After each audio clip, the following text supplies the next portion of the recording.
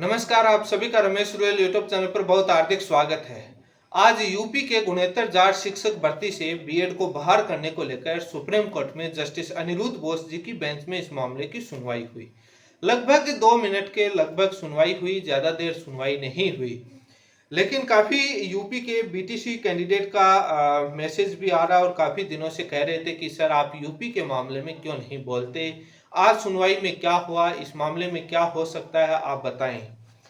ये एक शिक्षा मित्र गुड्डू सिंह ने सुप्रीम कोर्ट में याचिका लगाई है और उनकी मुख्य प्रेर ये है कि 11 अगस्त 2023 को सुप्रीम कोर्ट ने एनसीटी का गजट नोटिफिकेशन क्वेश कर दिया है और उस वजह से बीएड है वो एलिजिबल नहीं है। इसलिए आप हमको छूट देकर के जो पासिंग परसेंटेज है, जो प्रतिशत है, जो 60-65% परसेंटेज जो क्राइटेरिया रखा है उसको हटा करके जो 40-45 जो भी है वो प्रेयर में आप उस फाइल में, आपको मालूम है, जो यूपी के देख रहे हैं उनको मालूम है उस राज्य में क्या रखा गया था और क्या डिमांड करें। ये बहुत बड़ा इश्यू चला था उस समय जब भर्तियां चल रही थी 2019 में।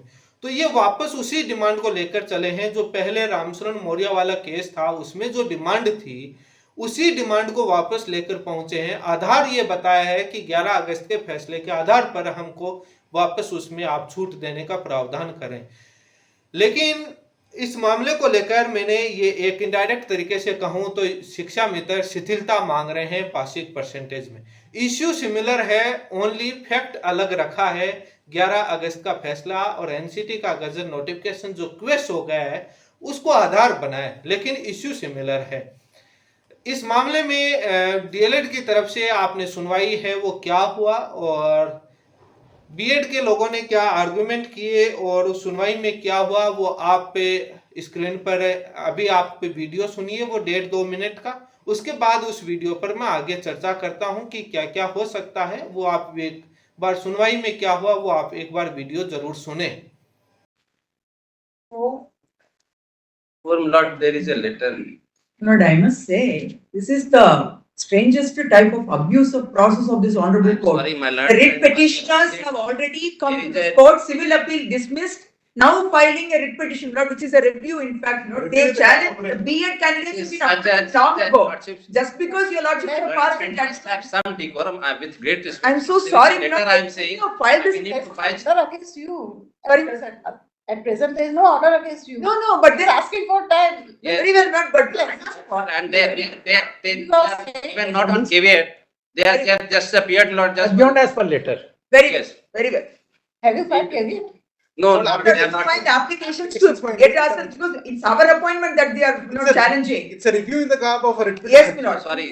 Their civil appeals have been dismissed. I am only saying there is an order of your lordship which has to be not further passed in another petition. That's all. 3 years we have been working. That prospective effect, those who have That's good. already entered the basis of BA. That's not be disturbed. For some time. What you will that for primary, they should pass that primary, whatever, DLET or something. And BA would be for above that. But earlier, because of some motivation, a lot of people have been taken in. Will continue. Yes, but what we are saying is clear from the prayer itself. We'll see on that. I don't know why there is so much anxiety from the other We side. have all been working. I am surprised rather, Lord. There is a letter. I am just saying that 2 weeks time maybe. We were not served with the letter, so we were not We aware. have adjourned. Yes, Lord. Deeply Obliged. obliged. आपने वो सुनवाई का हिस्सा सुना कि क्या हुआ। कोई खास कुछ भी नहीं हुआ। मैटर एडजॉर्न किया गया, स्थगित किया गया है। इस मैटर पर दोबारा पुनः सुनवाई होगी। कोई सुनवाई नहीं हुई, मैटर एडजॉर्न हुआ है, स्थगित हुआ है। स्थगित का मतलब, एडजॉर्न का मतलब होता है कि इस मामले पर ना ये याचिका एक्सेप्ट की गई है, ना रिजेक्ट की गई है, ना मैटर पर कुछ भी नहीं हुआ है, आगे सुनवाई होगी। जब ये मैटर रखा जाता है तो 11 अगस्त का फैसला जस्टिस अनिरुद्ध बोस की बेंच के द्वारा दिया गया है। तो बेला एम त्रिवेदी जी जस्टिस के साथ वो चर्चा करते हैं कि ऐसा कोई नोटिफिकेशन था जिस पर प्राइमरी के लिए बीएड एलिजिबल नहीं थी और हमने एक नोटिफिकेशन क्वेश किया और उसको लेकर के कुछ ऐसा आए हैं। ये वो जस्टिस जो बेंच है वो बेंच डिस्कस करती है, उसके बाद ये मैटर एडजॉर्न किया जाता है।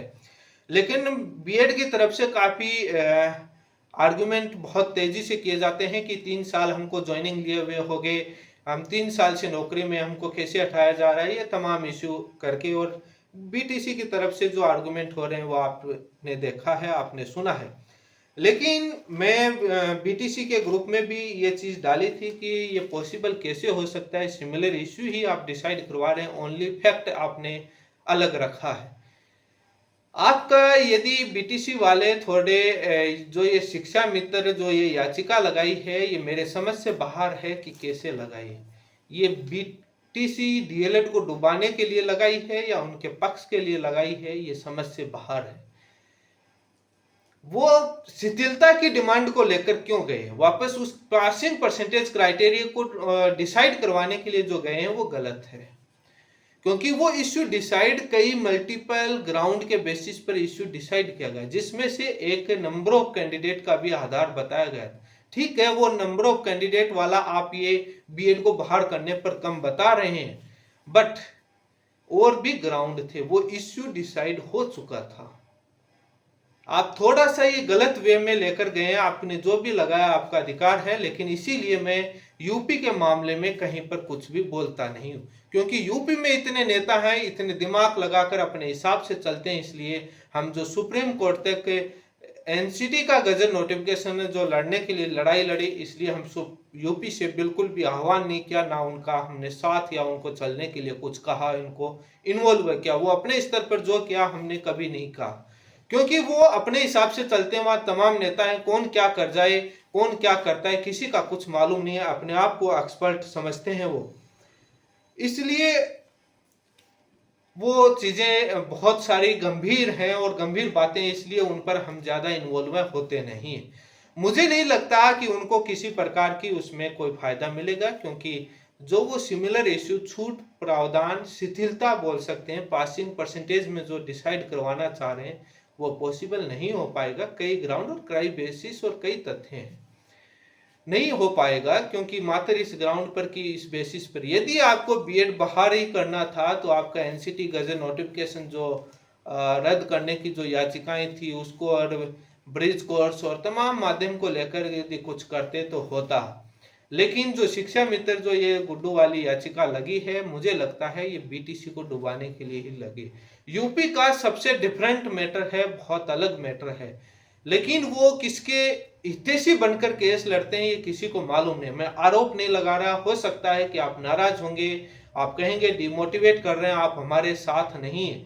लेकिन मैं जब हाई कोर्ट में राजस्थान में और सुप्रीम कोर्ट में जब केस चल रहा था, तब वहां के तमाम नेताओं के हितैषी बीएड के थे या किस साइड रहते थे, क्या थे, वो तमाम उनके फैक्ट्स और ग्राउंड हमारे पास, उनकी पूरी रिपोर्ट है। इसीलिए हो सकता है आप नाराज होंगे, लेकिन मैं इस मामले में ना मैं किसी के साथ हूं। जो आपको मन में आता है आप करिए, आप करेंगे, लेकिन आप अपने उसके लिए ये नहीं देखते कि पूरे भारत के लिए नुकसान ना हो जाए, क्या डिमांड लेकर आप पहुंच जाते हैं। इसलिए मैं इस याचिका में मैंने ग्रुपों में भी बता दिया था कि क्या हो सकता है, इसमें कहा था कि कुछ नहीं होना है, और ये एक वैसे ही लगाई गई है, ये बीएड के समर्थन में लगाई गई है या किस बेसिस पर लगाई गई है, क्या हुआ है। और ये भी ग्रुपों में चल रहा है कि एडजॉर्न करने के लिए लेटर पहले ही सर्कुलेट कर दिया गया। क्यों कर दिया गया, सिन्हा कोई सीनियर वकील था, अब किस प्रकार से लगाते हैं वो जाने। लेकिन ये डिसमिस हुए या कुछ भी हुए, इसका बाकी याचिकाओं पर कोई प्रभाव नहीं पड़ेगा, क्योंकि इसके ग्राउंड, इसके क्वेश्चन ऑफ लॉ, उनके जो फैक्ट्स होते हैं वो अदर होते हैं, दूसरे हैं, और बाकी जगह के अदर हैं। तो ये थोड़ा बीएड वाले कल को खुशी मना लें कि देखिए ये रेट्रोस्पेक्टिव इफेक्ट लागू नहीं होता, गुणेतर जा, वो अलग फैक्ट और ग्राउंड के बेसिस पर जा रहे हैं ये, और ये बाकी मामले अलग फैक्ट और ग्राउंड बेसिस पर चल रहे हैं। यूपी की भर्ती का, गुणेतर जार शिक्षक भर्ती का मामला ही पूरी तरीके से अलग है, जो मैं बहुत बार सभी को मालूम है कि कब क्या क्या हुआ, और रामशरण मौर्य केस में क्या क्या डिटेल से चर्चा हुई। वो एक प्रकार से सही बताऊं तो रिव्यू करवाने की ही उसकी प्रैक्टिस होती है। वो मात्र इस बेसिस पर कि बीएड का नोटिफिकेशन है, एलिजिबिलिटी का वो क्वेश्चन हो गया, इस बेसिस पर वो एक रिव्यू करवाने का ही प्रैक्टिस है। सही बताऊं तो जिस प्रकार से जो 28 अगस्त का और 11 अगस्त के लिए जो बीएड वाले कोशिश कर रहे हैं, इनडायरेक्ट तरीके से भी वही कोशिश थी। क्योंकि वो रिलैक्सेशन जो मांग रहे हैं जो पासिंग परसेंटेज में, उस बेसिस पर वो जाता है। अदरवाइज ये दूसरे एंगल से जाया जाता, कुछ कोशिश की जाती तो वो उसकी रिव्यू में नहीं आता, प्रैक्टिस नहीं होती, अलग ग्राउंड होता। लेकिन ठीक है, वो अपने तरीके से हैं, लेकिन थोड़ा पूरे राज्यों के बीटीसी डीएलएड साथियों का बुरा ना करें, थोड़ा संभल कर चलें, सभी का ध्यान रखें, चंद अपने उस लालच के चक्कर में किसी का नुकसान नहीं। इसलिए आज गुणोत्तर जार वाली शिक्षक भर्ती में कुछ भी नहीं हुआ, मैटर एड जोन हुआ, ना कोई किसी को प्लस हुआ ना किसी को माइनस हुआ। आगे देखते हैं कब मैटर लगता है, कब एड जोन के बाद कब सुनवाई होती है, उस समय क्या क्या होता है देखते हैं।